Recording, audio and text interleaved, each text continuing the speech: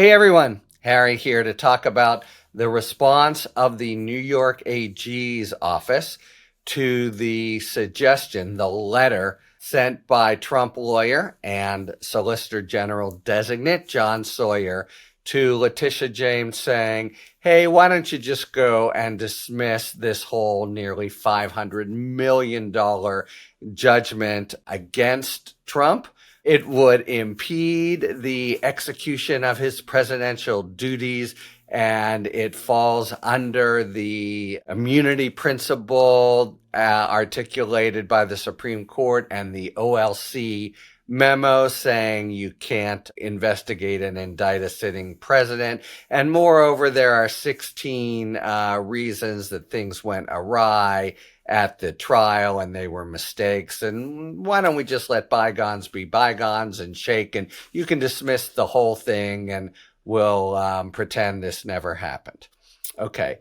So now we have the response, and it is pretty telling. It's very kind of cursory and dismissive on the part of the AG. Let's start here. There's this happens in the private world of business, but it definitely happens in government. Who answers the letter? And who answered the letter written by John Sauer to the Attorney General? The deputy, not even the main, but the deputy Solicitor General in the New York AG's office. So there is a Solicitor General of New York who, like the Solicitor General of the United States, is the top officer in the New York Court of Appeals, which is their equivalent of the Supreme Court. And they're the ones who preside over any decision involving appeals. And this case right now is on appeal. And it's the deputy, not even the Solicitor General, that responds to Sauer. Second, it's a pretty cursory and short response, as it really befits the submission. Sauer's submission not only has no legal authority whatsoever, it's incredibly cheeky, saying, basically, we should all let it go now in the spirit of unity. So the Deputy Solicitor General makes 2 points, and the first is, read your law. Not only is there no impediment to a civil action against a sitting president, the Supreme Court ruled unanimously in the Clinton v. Jones case that such cases could go forward. Now, Sauer's trying to suggest that, well, this one is a little bit like an enforcement action, but civil is civil, criminal is criminal, and this one is clearly under the civil side of the aisle in terms of its filings and where it was in court, etc. And so the Judith Vale, the Deputy Solicitor General, just kind of schools him a little. This is a civil enforcement action under such and such a law. It concerned all these things that the business did fraudulently. Moreover, it was all before he took office, so there's just not even any kind of claim of trenching on the some principle that says things that the president does in office might not be subject even to civil liability. Your letter gives no basis for doing it. First, the inauguration, which is upcoming, you say.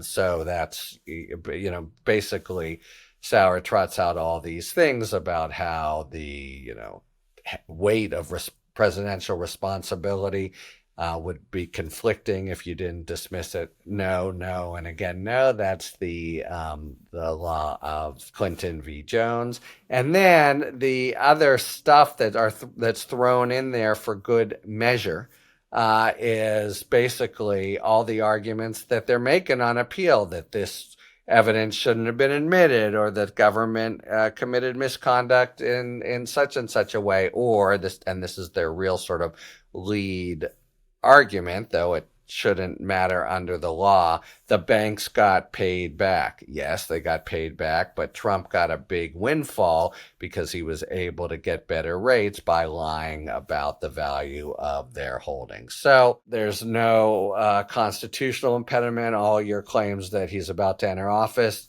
amount to nothing under the law, and all this other stuff, that's what's in the courts now.